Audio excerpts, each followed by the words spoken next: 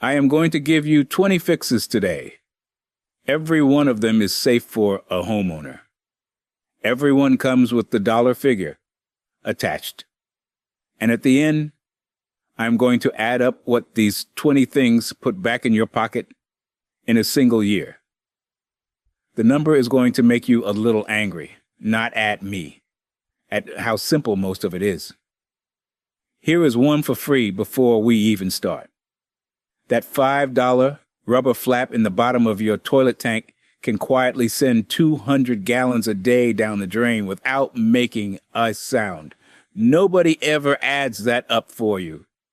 So today, we add it up. This is not about turning you into a plumber.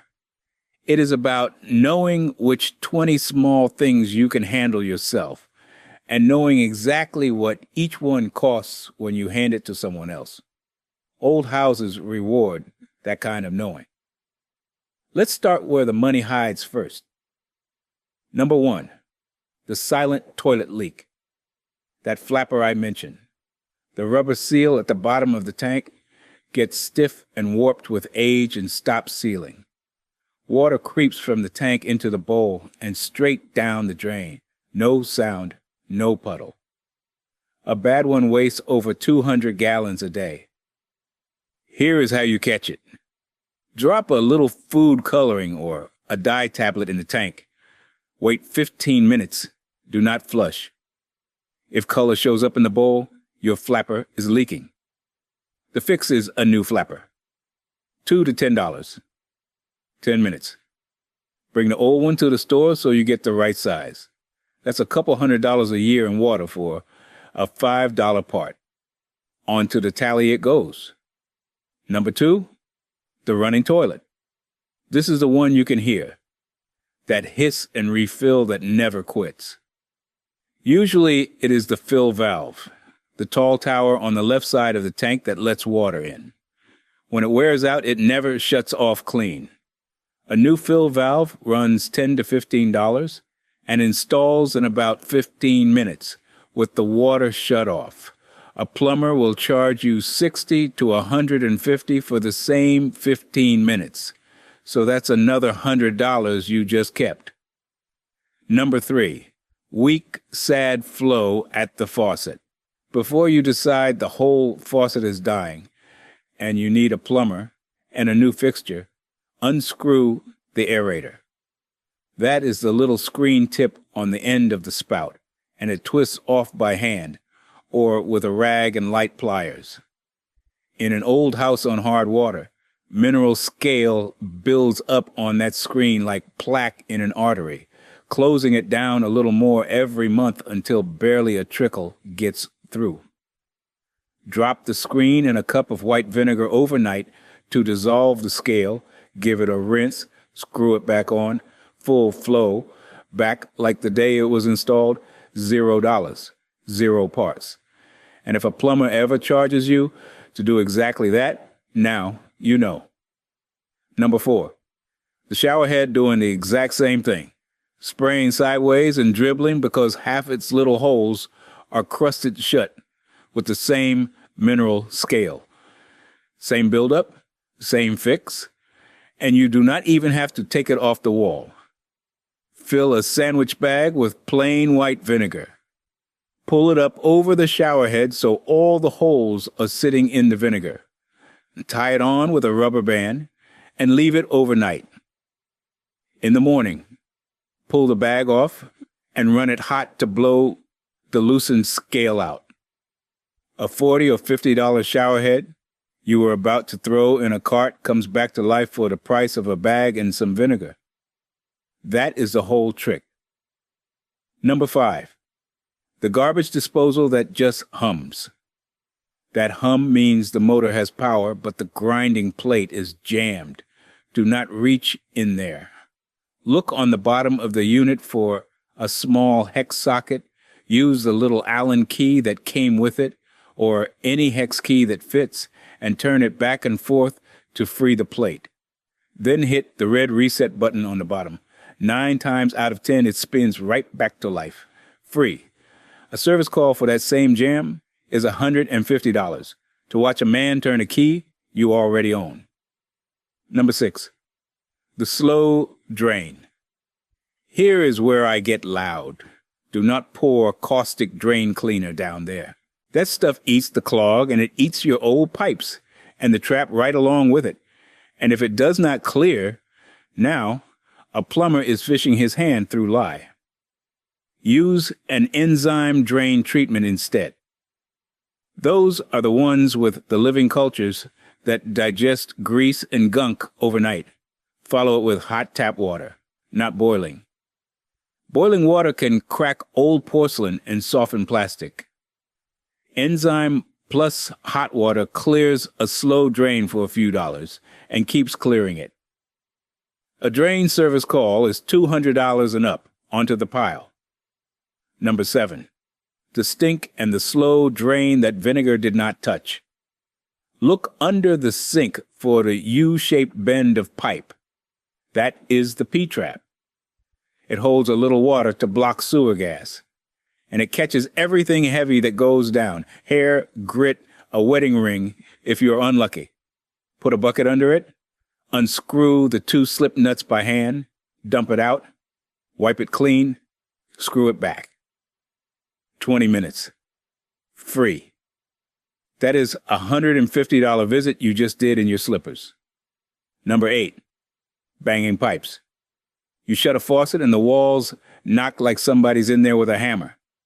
That is water hammer. The shock of moving water slamming to a stop. Older homes have little air chambers behind the walls to cushion that shock, and over the years they fill with water and stop cushioning. The fix costs nothing. Shut off your main water valve. Open the highest and lowest faucets in the house to drain the pipes down, then close them and turn the main back on. The chambers refill with air. The banging stops. Free. That's 8 fixes, and I have not asked you to spend more than $10 on any of them. Now, quick pause, because I promised this would earn its keep. If this list is already saving you real money, I put every one of these old house fixes, plus the ones too involved for a short video, into my guide, 100 old house fixes that save you thousands. It comes with the at-home checklist and the season-by-season maintenance calendar, so you're catching the small leaks in fall before they ruin a floor, a ceiling, or a cabinet over the winter. The link is in the description, and there is a code on your screen you can scan. That is all. Back to the list. Number 9, the leak you cannot see. Something is running up your water bill and nothing looks wet. Shut off every faucet, every appliance, everything that touches water in the house. Then go find your water meter and look at the little spinning dial or the leak indicator on it. Wait an hour. Do not touch a drop. If that indicator moved, you have a leak somewhere, and now you know to hunt it before it finds your drywall. Free to run, and it can be the difference between a $30 part and a floor you tear out. Number 10.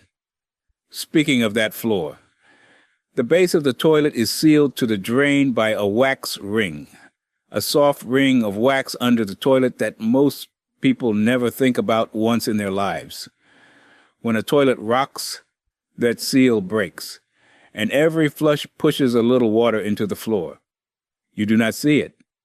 You smell it, or you feel a soft spot, and by then the plywood underneath, the subfloor, has been rotting for a year. The wax ring is under $10. Rotting subfloor is $200 to over $1,500, and if it reaches the joists and grows mold, you are past $2,000 and climbing. And here is the part nobody mentions.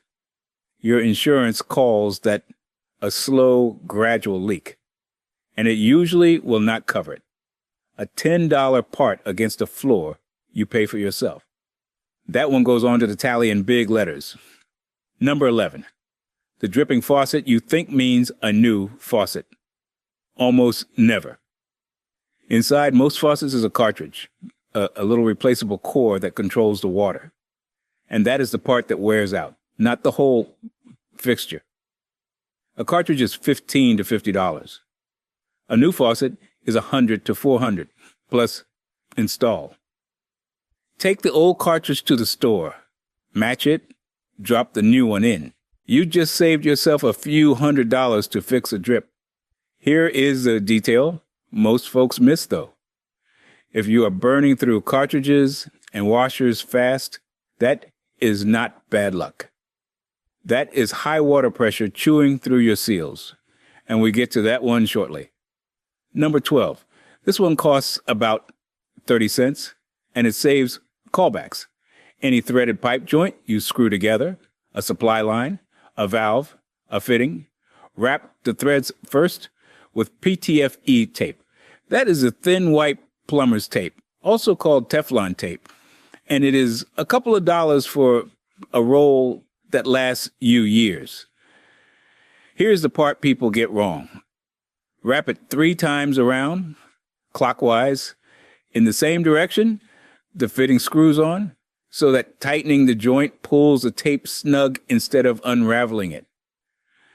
The tape fills the tiny gaps in the threads so the joint seals and does not weep. Skip it or wrap it the wrong way, and you are back under that sink in a week chasing a slow drip you thought you already fixed. 3 wraps, right direction. Done right the first time. Number 13. Now we protect the big appliance, your water heater. Inside that tank is a metal rod called the anode rod. Its whole job is to corrode so your tank does not. It is a sacrifice. It rusts away on purpose, and when it is gone, the tank starts rusting from the inside, and then it leaks, and then it is done. A new anode rod is $20 to $50 and adds 5+ years to the tank. Check it every few years. Swap it when it is eaten up. A new water heater today is $2,500 and up. So a $40 rod is the cheapest insurance in your whole house. Do the gas and electric shutoff steps first. And if it is a gas heater and any of that makes you uneasy, that is a fair line to call a pro on. Number 14. While you're down there, flush the sediment. Hard water minerals settle to the bottom of the tank and bake into a crust, like scale on the bottom of a kettle. That crust makes the heater work harder, cost more, and rumble like a coffee pot. Once or twice a year, hook a garden hose to the drain valve at the bottom, run it to a floor drain, and let it flush until the water runs clear. Free, an hour of your time, and it buys you years and cuts the energy bill a little every single month. Number 15. The laundry room flood waiting to happen. Look behind your washing machine at the 2 rubber hoses feeding it. Those are under full house pressure every second of every day. And when an old rubber one lets go, it dumps around 600 gallons an hour onto your floor. This is not a rare horror story. Insurance folks studied it and found hose failures behind roughly half of all washing machine water damage claims.